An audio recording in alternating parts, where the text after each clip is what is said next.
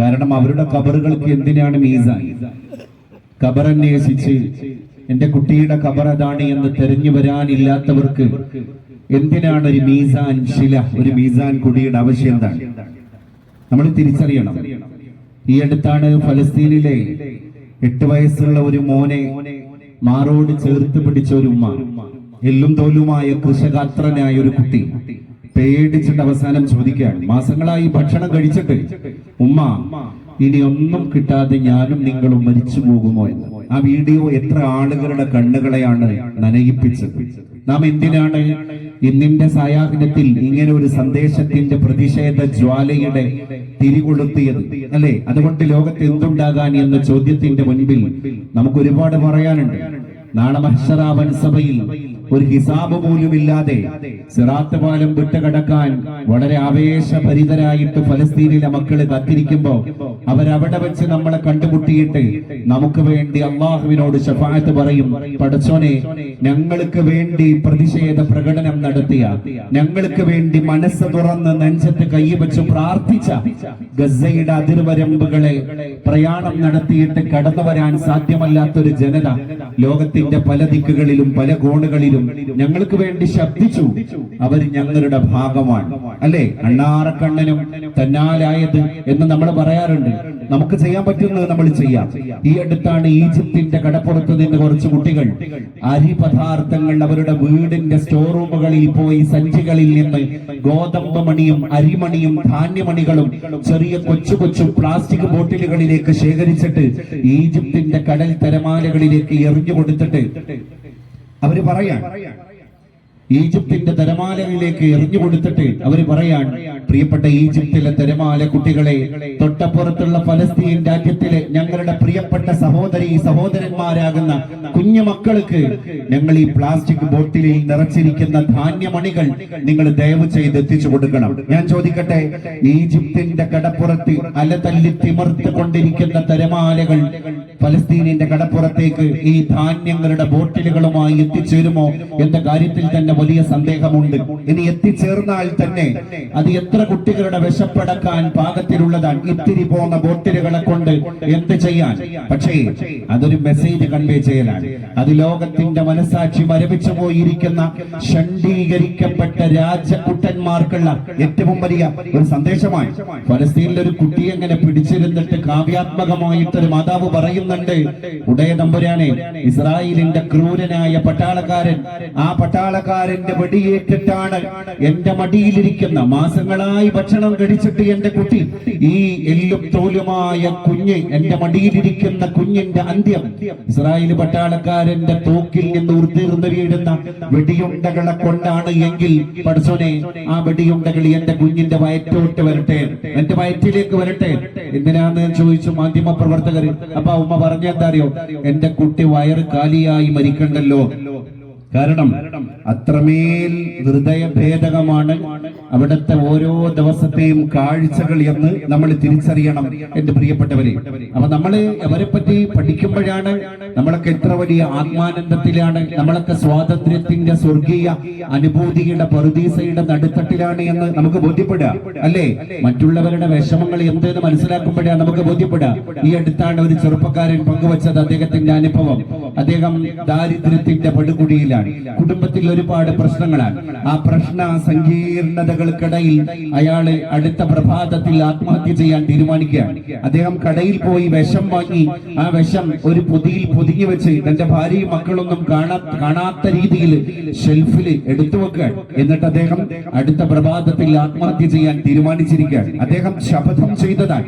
പക്ഷേ അന്ന് രാത്രി ബെന്യാമീന്റെ ആടുജീവിതം അദ്ദേഹത്തിന്റെ കണ്ണീരുടക്കുകയാണ്. മലയാളിയായ നജീബ് അറബ് മണരാരണ്യത്തിൽ പോയിട്ട് അനുഭവിച്ച് തീർത്ത ജീവിതത്തിന്റെ തീക്ഷ്ണമായ തീച്ചുളയിൽ വാറ്റിയെടുത്ത ജീവിത യാഥാർത്ഥ്യങ്ങളെ ബെന്യാമീന്റെ ആടുജീവിതം എന്ന് പറയുന്ന പുസ്തകത്തിലൂടെ അന്ന് രാത്രിക്ക് രാത്രി ഒറ്റ ഇരിപ്പിന് അയാൾ വായിച്ചു തീർത്തിട്ട് അയാളുടെ ഷെൽഫിൽ അദ്ദേഹം ആരും കാണാതെ എടുത്തു വെച്ച, അടുത്ത സുബൈക്ക് ആത്മഹത്യ ചെയ്യാൻ വേണ്ടി സന്നദ്ധമാക്കി ചട്ടം കൂട്ടി എടുത്തു വെച്ച ആ വിഷപദാർത്ഥം എടുത്തിട്ട് പുറത്തോട്ട് വലിച്ചെറിയാൻ അദ്ദേഹം പറഞ്ഞു. ആടുജീവിതം വായിച്ചപ്പോൾ ഒരു മനുഷ്യന്റെ ത്യാഗപൂർണ്ണ സമ്പൂർണമായ ജീവിതത്തെ അടയാളപ്പെടുത്തിയത് എനിക്ക് ബോധ്യപ്പെട്ടു എന്ന്. അങ്ങനെ എന്തൊക്കെ സഹനങ്ങള് ലോകത്ത് നടന്നു. അപ്പൊ ഞാൻ സർവ്വസ്വതന്ത്രനാണ്. എനിക്കെന്താ ദുഃഖിക്കാനുള്ളത്? എനിക്കെന്താ മരിക്കാൻ മാത്രമുള്ള ദുഃഖങ്ങളും സങ്കടങ്ങളും ഉള്ളത്? അല്ലേ? നമ്മളൊരു ജനതയെ പറ്റി ആലോചിക്കണം. ഈ അടുത്താണ് ഒരു അമേരിക്കൻ മാധ്യമ പ്രവർത്തക ചോദിച്ചത്, ലോകത്തെ ഏറ്റവും വലിയ ദുരിതം പേറുന്ന ഒരു വിഭാഗം, ഭക്ഷണം കിട്ടിയിട്ടില്ല, അതുകൊണ്ട് ഏറ്റവും തീക്ഷ്ണമായ വിശപ്പ് അനുഭവിക്കുന്ന ഒരു വിഭാഗം, വസ്ത്രമില്ല, അതുകൊണ്ട് ഏറ്റവും ദാരിദ്ര്യ നാരായണന്മാരായി ജീവിക്കുന്ന ഒരു വിഭാഗം, ഏറ്റവും വലിയ അനാഥത്വം പേറുന്ന ഒരു വിഭാഗം, ഏറ്റവും വലിയ സാമ്പത്തിക അടിത്തറ നഷ്ടപ്പെട്ട ഒരു വിഭാഗം, അവരല്ലേ ആത്മഹത്യ ചെയ്യേണ്ടത് ആദ്യം? അല്ലേ? പക്ഷേ ഗസയിൽ ഒരു ആത്മഹത്യ പോലും നടക്കുന്നില്ല. ഖാൻ യൂണിസിൽ ഒരു ആത്മഹത്യ നടക്കുന്നില്ല.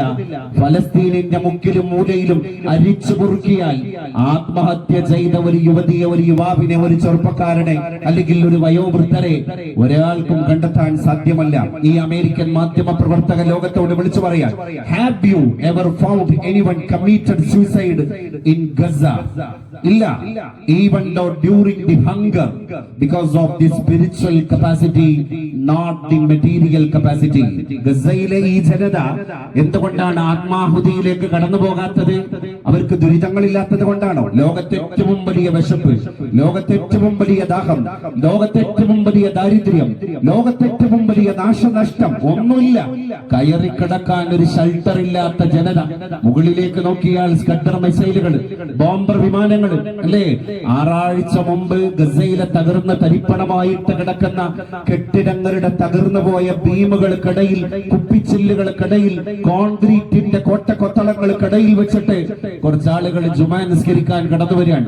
അവരെ കൂട്ടത്തിലുണ്ടായിരുന്ന ഖതീബ് ഒരു മരത്തടിയുടെ മിമ്പറിൽ കയറിയിട്ട് 2 മിനിറ്റ് കൊണ്ട് ഖുതുബ അവസാനിപ്പിക്കുകയാണ്. എന്താ അദ്ദേഹത്തിന്റെ ഖുതുബയിലെ പരാമർശം?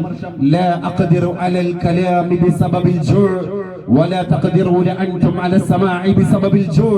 ഖതീബായ എനിക്ക് ഇന്ന് മിമ്പറിൽ കയറിയിട്ട് നിങ്ങളോട് ഖുതുബ നിർവഹിക്കാനുള്ള ശക്തിയില്ല, കാരണം വിശപ്പാണ്. ഈ കേൾക്കാൻ വന്നിരിക്കുന്ന ശ്രോതാക്കളായ നിങ്ങൾക്ക് ഒരുപാട് നേരം കേട്ടിരിക്കാനുള്ള ശേഷിയില്ല, കാരണം വിശപ്പാണ്. നമ്മൾ 2 വിഭാഗത്തിന്റെയും വികാരം വിശപ്പാണ് എന്ന് തിരിച്ചറിയുന്നു. അതുകൊണ്ട് ഞാൻ എന്റെ ഖുതുബ അവസാനിപ്പിക്കുന്നു.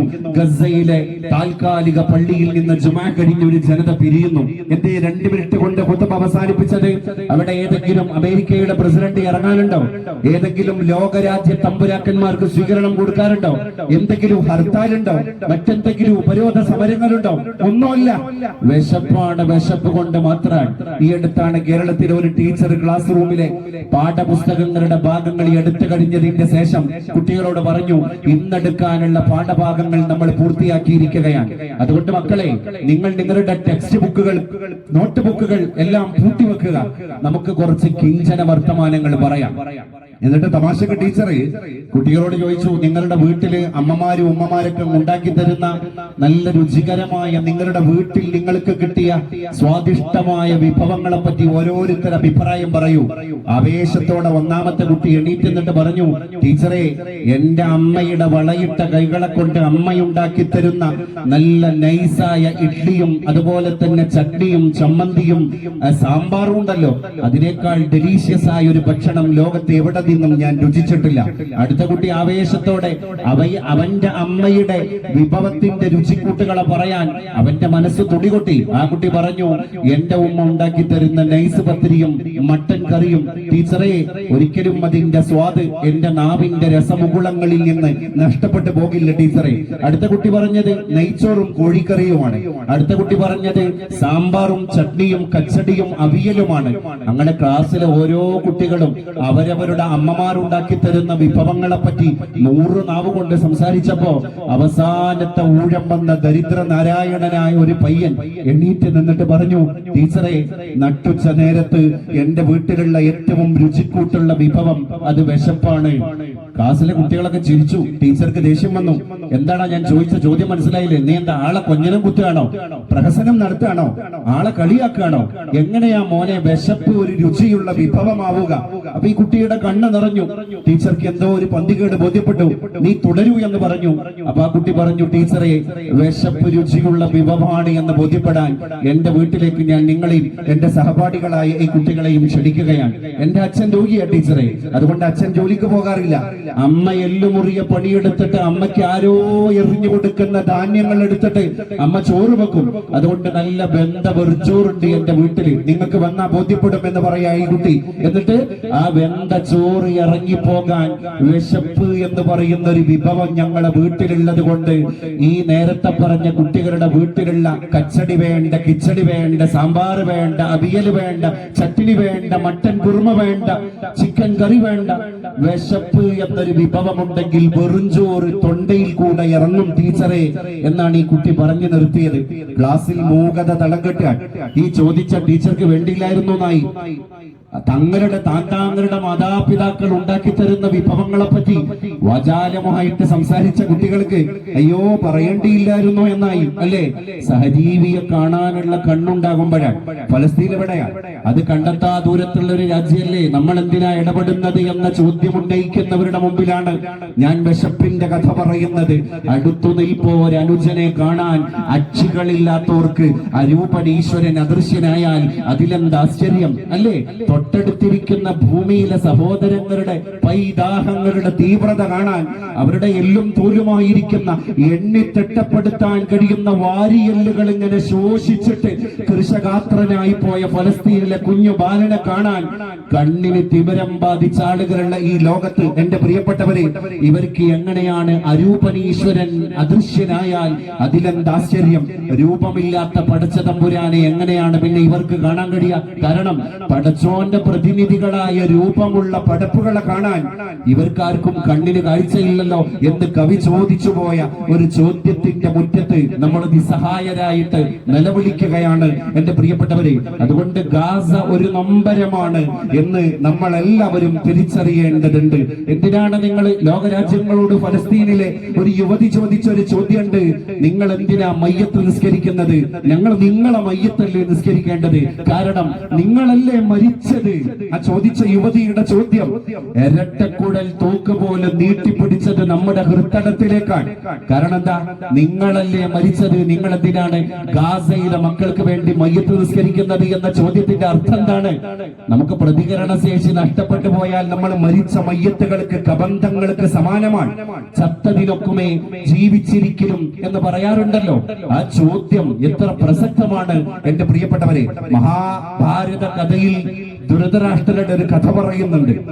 നമ്മൾ ചിന്തിക്കേണ്ട അതിമനോഹരമായ മോക്ഷയാത്രയുടെ കഥയാണ് മഹാഭാരതത്തിന്റെ അവസാന പർവ്വത്തിൽ പറയുന്നത്. യുധിഷ്ഠിരൻ യാത്രയെ നയിച്ചുകൊണ്ടിരിക്കുകയാണ്. യുധിഷ്ഠിരന്റെ പിറകിൽ ദ്രൗപദിയുണ്ട്, ദ്രൗപദിയുടെ ആയയുണ്ട്, 5 ആങ്ങളമാരുണ്ട്, ഭീമനുണ്ട്. എല്ലാവരും ഇങ്ങനെ കടന്നുപോകാൻ യുധിഷ്ഠിരൻ ഒന്നും മിണ്ടുന്നില്ല. പിറകിലുള്ള ഓരോരുത്തരായിട്ട് പെടഞ്ഞു വീണ് മരിക്കുകയാണ്. എന്നിട്ടും വഴി നടത്തുന്ന യുധിഷ്ഠിരൻ പ്രതികരിക്കുന്നില്ല. അവസാനം എത്തേണ്ട പോയിന്റിൽ എത്തിച്ചേരുമ്പോ ഒരു മരപ്പണിക്കാരൻ ചോദിക്കുന്നുണ്ട്, എന്റെ പിറകിലുള്ളവരൊക്കെ വീണ് പോയിട്ട് അങ്ങ് പ്രതികരിക്കാതിരുന്നത്? അതിന് യുധിഷ്ഠിരൻ കൊടുത്ത മറുപടിയുണ്ട്, അവര് ഭക്ഷണത്തോട് അനീതി ചെയ്തിരിക്കുകയാണ്. അമിതമായ ആഹാരം അവരെ നശിപ്പിച്ചിരിക്കുകയാണ്. പ്രകൃതിയിൽ നമ്മളൊരു വിഭവം കഴിക്കുമ്പോ എന്റെ വയറു നിറഞ്ഞു എന്നെനിക്ക് ബോധ്യപ്പെട്ട് കഴിഞ്ഞാൽ അതിന്റെ ഭാഗധേയം അപരനുള്ളതാണ്. അറബികൾക്കിടയിൽ ഒരു പദപ്രയോഗമുണ്ട്, ഒരു അപ്പം കിട്ടിക്കഴിഞ്ഞാൽ ആ അപ്പത്തിന്റെ പാതിഛേദം അപരനുള്ളതാണ് അല്ലേ? ആരാ അപരൻ? അപരനു വേണ്ടി അഹർനിശം പ്രയത്നം കൃപണത വിട്ടു കൃപാലു ചെയ്തിടുന്നു. കൃപണൻ അധോമുഖനായി കിടന്നു ചെയ്യും അപജയ കർമ്മം അവനു വേണ്ടി മാത്രം എന്ന് അനുകമ്പയോടുകൂടെ പാടിത്തന്ന ശ്രീനാരായണ ഗുരുവിന്റെ നാട്ടിലാണ് നമ്മൾ ഇത്രയും മനോഹരമായ ഈ പീഡിത വിഭാഗങ്ങൾക്ക് വേണ്ടിയിട്ടുള്ള ഊർജസ്വലമായ ഒരു പ്രതിഷേധ പ്രകടന പരിപാടി നടത്തിയിരിക്കുന്നത് എന്ന് നമുക്ക് ബോധ്യം വേണം എന്റെ പ്രിയപ്പെട്ടവരെ. ഇവിടെ എന്ത് ക്രൈറ്റീരിയയുടെ പുറത്താണ് നമുക്ക് ജീവിച്ചുകൊണ്ടിരിക്കുന്നത്? അപരവൽക്കരണത്തിന്റെ രാഷ്ട്രീയം ലോകത്ത് നന്നായി നടന്നുകൊണ്ടിരിക്കുകയാണ്. അലി കുടശ്ശേരിയുടെ ഒരു കവിത ഞാൻ വായിച്ചു ഈ അടുത്ത്. ആ കവിതയുടെ പേര് പൊതിച്ചോറ് എന്നാണ്. മെഡിക്കൽ കോളേജിൽ ആരോ കൊടുത്തുവിട്ട സ്നേഹപ്പൊതി. തന്നതാര് എന്ന് തിന്നവനും അറിയില്ല, തിന്നതാര് എന്ന് തന്നവനും അറിയില്ല, അല്ലേ? കാരണം എന്താണ്? അഭയാർത്ഥിക്ക് വേണ്ടി, അല്ലെങ്കിൽ രോഗിക്ക് വേണ്ടി, അല്ലെങ്കിൽ രോഗിയുടെ കൂട്ടിരിപ്പുകാരായ ദരിദ്ര നാരായണന്മാർക്ക് വേണ്ടി ഏതോ ഒരു നല്ല മനുഷ്യൻ മെഡിക്കൽ കോളേജിന്റെ വരാന്തയിലേക്ക് കൊടുത്തുവിട്ട പൊതിച്ചോറാണ്. ആ പൊതിച്ചോറ് കൊടുത്തുവിട്ടവന് ഇത് സോഷ്യൽ മീഡിയയിലൂടെ PR വർക്ക് ചെയ്തിട്ട് ഞാനാ കൊടുത്തത് എന്ന് രായ്ക്ക് രാമാനം പ്രചണ്ഡമായ പ്രചാരവേലകൾ വേണം എന്ന ഒരു ശാഠ്യം അവനില്ല. അതുകൊണ്ട് ഈ കവിതയെ പറ്റി പറയാണ്, ഈ സ്നേഹത്തിന്റെ പൊതിച്ചോറിനെ പറ്റി പറയാണ്. തന്നതാരി എന്ന് തിന്നവനും അറിയില്ല, തിന്നതാരി എന്ന് തന്നവനും അറിയില്ല. എന്നാൽ രണ്ടാൾക്കും അറിയുന്ന ഒരേ വികാരമുണ്ട്, അത് വിശപ്പാണ്. ഈ കൊടുത്തുവിട്ട ആൾക്ക് ഉള്ള വികാരം എന്താണ്? വിശക്കുന്നവനുള്ള ഭക്ഷണ പൊതിയ, അതാരായാലും കഴിക്കട്ടെ. ഈ സ്വീകരിക്കുന്നവന്റെ വികാരം എന്താണ്? എന്റെ വയറ് കാഞ്ഞുകൊണ്ടിരിക്കുകയാണ്, അതുകൊണ്ട് എന്റെ പ്രശ്നവും വിശപ്പാണ്, അല്ലേ? ഈ വികാരത്തിന്റെ കൂടെ നിൽക്കണമെങ്കിൽ വിവേകം വേണം. ആരാ വിവേകി? കുമാരനാശാൻ മലയാളിയെ പഠിപ്പിച്ചിട്ടുണ്ട്. ആരാണ് വിവേകി? അന്യജീവനുതകി സ്വജീവിതം ധന്യമാക്കുമമലേ വിവേകികൾ. അന്യജീവൻ ഉതകി സ്വജീവിതം ധന്യമാക്കും അമലേ വിവേകികൾ. അന്യന്റെ ജീവൻ മനസ്സിലാക്കിയിട്ട് സ്വന്തം ജീവിതത്തെ ധന്യമാക്കുക. ഞാൻ ചോദിക്കട്ടെ, ഇന്ന് വെള്ളിയാഴ്ച സുദിനത്തിന്റെ ഏറ്റവും പ്രധാനപ്പെട്ട ജുമഅയുടെ ആരാധനാ കർമ്മം കഴിഞ്ഞതിന്റെ ശേഷം എന്റെ പ്രിയപ്പെട്ട ഈ പ്രവർത്തകന്മാര് വീട്ടിൽ നിന്ന് ഉച്ചഭക്ഷണം കഴിച്ചിറങ്ങിയതാണ്. എന്തിനാണ്? നമുക്ക് വേണ്ടിയാണോ? അല്ല. അന്യജീവൻ ഉതകി സ്വജീവിതം നമ്മൾ ധന്യമാക്കാൻ. അതുകൊണ്ട് ഈ മങ്കടയുടെ മുറ്റത്ത് നിന്ന് നമ്മൾ നമ്മുടെ വീട്ടിൽ പോയിട്ട് ഇന്ന് രാത്രി ശയ്യ കൊള്ളുമ്പോ ഒരു മനസ്സുഖണ്ടാവും. ഏതാണ് മനസ്സുഖ അറിയോ? പീഡിപ്പിക്കപ്പെട്ട ഫലസ്തീൻ ജനതയുടെ ചോരയുടെ ഭാഗമായി നിൽക്കാൻ എനിക്ക് ഇന്ന് സന്ധ്യാനേരത്തെ കുറച്ച് സമയം എന്റെ ജീവിതത്തിന്റെ ഭാഗത്ത് നിന്ന് മാറ്റിവെക്കാൻ സാധ്യമായി. ഈ ചാരിതാർത്ഥ്യത്തിന്റെ പേരാണ് അപരനോടുള്ള സ്നേഹം. അതാണത്രേ വിവേകം എന്ന് പറയുന്നത്. അപരനോടുള്ള കരുതലല്ലാതെ മറ്റെന്താണ് ലോകത്തെ മികച്ച രാഷ്ട്രീയം? ലോകത്തെ ഏറ്റവും വലിയ രാഷ്ട്രീയതാണ് പിക്കറ്റിംഗ് അല്ല, വിപ്ലവങ്ങളല്ല, അപരനോടുള്ള കരുതലാണത്രേ ലോകത്തെ ഏറ്റവും വലിയ മികച്ച രാഷ്ട്രീയം.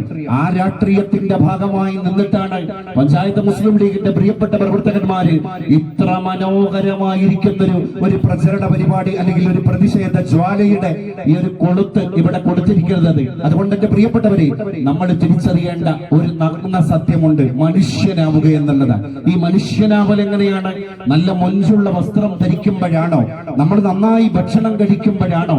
നമ്മുടെ പാർപ്പിടം നമുക്ക് സൗകര്യപ്രദമായി എന്ന് ബോധ്യപ്പെടുമ്പോഴാണോ? അല്ല.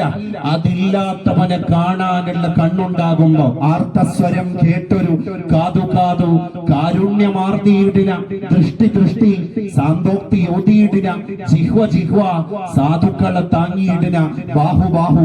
എന്റെ കൈ പാവപ്പെട്ടവനെ താങ്ങാനുള്ള കൈയാകുമ്പോഴാണ് ഞാനൊരു മനുഷ്യനാകുന്നത് എന്ന തിരിച്ചറിവാണ് എന്നെ രൂപപ്പെടുത്തുന്നത്. അങ്ങനെ നമ്മൾ ഓരോരുത്തരും മനുഷ്യർക്ക് വേണ്ടി ശബ്ദിക്കുന്ന മനുഷ്യന്റെ പ്രതിനിധികളാണ്. നമ്മൾ പ്രതിനിധാനം ചെയ്യുന്നത് ഫലസ്തീനിലെ പാവപ്പെട്ട ജനതയാണ്. ഇപ്പൊ ലോകരാജ്യങ്ങളൊക്കെ പ്രതികരിച്ച് തുടങ്ങിയില്ലേ? അത് വലിയൊരു ശുഭലക്ഷണമല്ലേ എന്റെ പ്രിയപ്പെട്ടവരെ? ഇന്നലെ ലണ്ടനിന്റെ പാർലമെന്റിന്റെ ചത്വരത്തിൽ ലണ്ടൻ രാഷ്ട്രീയ നേതാക്കൾ ഉയർത്തിയ പതാക അത് ഫലസ്തീനിന്റെ പതാകയാണ് എന്ന് നമ്മൾ തിരിച്ചറിയേണ്ടതുണ്ട്. സ്പെയിൻ രാഷ്ട്ര നേതാക്കന്മാര് ഇതാ ഇറ്റലി പറഞ്ഞയച്ച ഫ്ലോട്ടില്ല കപ്പലിനെ സംരക്ഷിക്കാൻ വേണ്ടി ഇറ്റലി ഫ്ലോട്ടില്ല പോവാൻ, പിന്നെ സാഗരത്തിന്റെ തിരമാലകൾക്ക് മുകളിലൂടെ ഫ്ലോട്ടില്ല പരന്നൊഴുകുകയാണ്. എങ്ങോട്ടാ ഫ്ലോട്ടില്ല പോകുന്നത്? ഫലസ്തീനിലെ പാവപ്പെട്ട മക്കൾക്ക് ഭക്ഷണ പദാർത്ഥങ്ങൾ, അവർക്കുള്ള മെഡിസിൻ കിറ്റുകളുമായിട്ട് ഫ്ലോട്ടില്ല എന്ന കപ്പൽ പോകാൻ. ഗ്രേറ്റ തുംബർഗ് 2 മാസം മുമ്പ് ഫലസ്തീൻ സന്ദർശിച്ചു. വെറും 23 വയസ്സുള്ള പരിസ്ഥിതി പ്രവർത്തകയായ ഗ്രേറ്റ തുംബർഗ്. ഗ്രേറ്റ തുംബർഗിന്റെ മതം ഇസ്ലാം മതമാണോ? അല്ല. അതുകൊണ്ട് ഫലസ്തീൻ ഇഷ്യൂ ഒരു ഇസ്ലാം വിഷയമല്ല, ഒരു മുസ്ലിമിന്റെ ഇഷ്യൂ അല്ല, ഇതൊരു മനുഷ്യപ്പറ്റിന്റെ പ്രശ്നമാണ്. അതുകൊണ്ടാണ് ഗ്രേറ്റ തുംബർഗ് ഇറ്റലിയിൽ നിന്ന് പുറപ്പെട്ടപ്പോ പറഞ്ഞത്, ഞാൻ പുറപ്പെടുക, എന്റെ ധർമ്മം, എന്റെ നീതി, ആ നീതിയുടെ പക്ഷത്ത് നിന്ന് ഞാൻ പായക്കപ്പലിലേക്ക് എന്റെ ജീവൻ പറിച്ചു നടുകയാണ്. എന്നിട്ട് ഗ്രേറ്റയും ഗ്രേറ്റയുടെ കൂടെയുള്ളവരും പോയി. ഗ്രേറ്റ പോയി, ഇസ്രായേൽ പട്ടാളക്കാര് ഗ്രേറ്റയെ പിടികൂടി ഫലസ്തീനിലേക്ക് കടക്കാൻ അനുവദിച്ചില്ല. ഗ്രേറ്റയെ മറ്റൊരു ഫ്ലൈറ്റിൽ തിരിച്ച് നാട്ടിലേക്ക് പറഞ്ഞയച്ചു. അതിനുശേഷം ഫ്ലോട്ടില്ല എന്ന് പറയുന്ന കപ്പൽ ഫലസ്തീനിലെ ജനതയെ ലക്ഷ്യമാക്കിയിട്ട് പോകുമ്പോ ഇസ്രായേൽ പട്ടാളക്കാരൻ പറഞ്ഞു, അത് ഞങ്ങൾ തടയും. ആ കപ്പലിനെ കവചമൊരുക്കാൻ ഇറ്റലി മറ്റൊരു കപ്പൽ പറഞ്ഞയച്ചു. ഇന്നലെ സ്പെയിൻ പറഞ്ഞു, ഞങ്ങൾ ഇതാ ഫ്ലോട്ടിലേക്ക് ഇറ്റലിയുടെ കൂടെ കവചമൊരുക്കാൻ ഞങ്ങളുടെ കൂടി കപ്പൽ പറഞ്ഞേക്കുകയാണ്. അങ്ങനെ ലോകത്തിന്റെ ഓരോ ഭാഗങ്ങളിൽ നിന്ന് ഫലസ്തീനിലെ പാവപ്പെട്ട ജനതയ്ക്ക് വേണ്ടി മനുഷ്യപ്പറ്റിന്റെ ശബ്ദങ്ങൾ വൈകിയുദിച്ച വിവേകമാണെങ്കിലും അത് ശ്ലാഘനീയമാണ്, സ്വാഗതാർഹമാണ്. അത് ഉയർന്നുകൊണ്ടേയിരിക്കുകയാണ് പ്രിയപ്പെട്ടവരെ. അതുകൊണ്ട് നമ്മളൊക്കെ ഒരു മനുഷ്യരാവുക. നമുക്ക് എവിടെയാ സമാശ്വാസം കിട്ടുന്നത്? അല്ലെ, നമ്മുടെ ആർഭാട കല്യാണങ്ങളുടെ മേളക്കൊഴുപ്പുകൾക്ക് പ്രതികരണ ശേഷി ഉണ്ടാകണം എന്റെ പ്രിയപ്പെട്ടവരെ. മുമ്പ് MSS ഒരു പ്രമേയം പാസാക്കി, ആർഭാട കല്യാണങ്ങൾ എല്ലാവരും അവസാനിപ്പിക്കണം, ആവശ്യത്തിനുള്ള ഭക്ഷണങ്ങൾ കൊടുക്കുക, ബാക്കി ബാലൻസ് ആകുന്ന പണം അത് പാവപ്പെട്ടവന് പോവട്ടെ എന്ന് പറഞ്ഞു. അന്ന് TN സാവാൻകുട്ടി എന്ന് പറയുന്ന മനുഷ്യൻ ഉദയഭാനു എന്ന് പറയുന്ന സാഹിത്യകാരനായ തന്റെ സുഹൃത്തിനെ ഒരു 25 പൈസയുടെ ഇൻലൻഡ് ലെറ്ററിൽ കത്തെഴുതുകയാണ്. കത്തെഴുതിയിട്ട് പറഞ്ഞ എന്താ അറിയോ, ഞാൻ എന്റെ മകളുടെ കല്യാണം ആർഭാടരഹിതമായിട്ടാണ് നടത്തുന്നത്. അതുകൊണ്ട് എന്റെ സ്നേഹിതനായ ഉദയഭാനു അങ്ങയെ ഈ കല്യാണ വിവരം ഞാൻ അറിയിക്കുന്നു. Just an information, not invitation. ഇത് ഇൻഫോർമേഷൻ മാത്രമാണ്, ഇൻവൈറ്റേഷൻ അല്ല. അപ്പൊ സാവാൻകുട്ടിയോട് വരേണ്ട എന്നാണ് ആ കത്തിലൂടെ സാവാൻകുട്ടി ഉദയഭാനുവിനോട് പറഞ്ഞത്. പക്ഷേ ഉദയഭാനു ആ കത്തി എടുത്തു വെച്ചിട്ട് മാധ്യമങ്ങളെ ഈ എടുത്തിട്ട് കാണിച്ചിട്ട് അദ്ദേഹം പറഞ്ഞു, എന്റെ ജീവിതത്തിൽ ഞാൻ സ്വീകരിച്ച ഏറ്റവും വിലപിടിപ്പുള്ള കത്ത്, എന്റെ കല്യാണത്തിന് വരണ്ട എന്ന് പറഞ്ഞ് സാവാൻകുട്ടി എനിക്ക് അയച്ച കത്താണ്. കാരണം എന്താണ്? അത് ആർബാൽ മിൻ അഹ്ലി ഗസ്സ വമിൻ അഹ്ലി ഫലസ്തീൻ യാ വാസിഅൽ മഗ്ഫിറ യാ മുജീബ ദഅവത്തൽ മുൽതറീൻ ഇസ്തജിബ് ദഅവതനാ യാ അല്ലാഹ് യാ മുജീബ് യാ ഖരീബ് യാ ശദീദൽ ബത്ശ് വൽ ബുർഹാൻ ഹർർ ഫലസ്തീൻ ഹർർ ഗസ്സ മിൻ ഐദിൽ യഹൂദി യാ റബ്ബൽ ആലമീൻ. പഠിച്ചോനെ, ഞങ്ങളുടെ ഈ ഐക്യദാർഢ്യ പ്രതിഷേധ പരിപാടി അല്ലാഹുവേ ഇത് ഒരു സൂചനയാവണേ തമ്പുരാനെ. ആരൊക്കെയാണോ ഫലസ്തീനിന് വേണ്ടി ശബ്ദിച്ചത്, നീ അവർക്ക് കൂടെ നിൽക്കണേ തമ്പുരാനെ. ഫലസ്തീൻ ജനതയുടെ മോചനം അനധിവിദൂരമായ ഭാവിയിൽ സാക്ഷാത്കൃതമാകണേ തമ്പുരാനെ. അങ്ങനെ ഒരു സ്വതന്ത്ര ഫലസ്തീനിനെ കണ്ട് മരിക്കാൻ ഞങ്ങൾക്ക് നീ ഭാഗ്യം നൽകണേ തമ്പുരാനെ. പഠിച്ചോനെ, ചോര ചിന്തി നിന്റെ അടുക്കലേക്ക് കടന്നു വന്നിരിക്കുന്ന പിഞ്ചുമക്കളുടെ ശഫാഅത്ത് കൊണ്ട് ഞങ്ങൾ സിറാത്ത് പാലം കടക്കണേ തമ്പുരാനെ. പഠിച്ചോനെ, അന്യായങ്ങൾ ലോകത്തിങ്ങനെ കൂട്ടക്കുരുതികൾ, വിശപ്പുകൾ, പട്ടിണിക്കിടൽ, അല്ലെ, ലോകത്തെ ഏറ്റവും വലിയ യുദ്ധം പട്ടിണിക്കിടലാണ്. ആറ്റമിക് അല്ലെങ്കിൽ ന്യൂക്ലിയർ യുദ്ധമല്ലാത്ത മറ്റൊരു യുദ്ധമാണ് നെതന്യാഹു പയറ്റുന്നത്. അതുകൊണ്ട് എന്റെ പ്രിയപ്പെട്ടവരെ, നമ്മൾ ഐക്യദാർഢ്യപ്പെടുക തന്നെ വേണം. പഠിച്ചോനെ, നീ സ്വീകരിക്കണേ തമ്പുരാനെ. ഞങ്ങളുടെ ഈ സാഹസം അല്ലാഹുവേ മീസാൻ ഹസനാത്തിന്റെ മീസാനിൽ പ്രദർശിപ്പിക്കണേ തമ്പുരാനെ. ഇതിന് പിന്നിൽ പ്രവർത്തിച്ച കരങ്ങൾക്ക് നീ ശക്തി കൊടുക്കണേ തമ്പുരാനെ. അല്ലാഹുമ്മ റബ്ബനാ ആതിനാ ഖൈറദ് ദുനിയാ വഖൈറൽ ആഖിറ വസ്രിഫ് അന്നാ ശർറദ് ദുനിയാ വശർറൽ ആഖിറ. അല്ലാഹുമ്മ അഇസ്സനാ വഅഇസ്സൽ മുസ്ലിമീന ഫീ ഫലസ്തീൻ. اللهم ربنا من أرادنا وأرادهم فاشغلهم بنفسهم يا الله. اللهم اشغلهم بنفسهم يا الله. اللهم اشغلهم بنفسهم يا الله. اللهم فرق جمعهم. اللهم زلزل أقدامهم. اللهم أقل عددهم. اللهم فل جمعهم يا جبار يا متعال يا جبار يا متعال. ربنا تقبل منا إنك أنت السميع العليم وتب علينا إنك أنت التواب الرحيم واغفر لنا يا غافر المذنبين. آمين برحمتك يا أرحم الراحمين ويا أكرم الأكرمين. وآخر دعوانا أن الحمد لله رب العالمين. جي هند, جي مسلم ليگ. السلام عليكم ورحمة الله.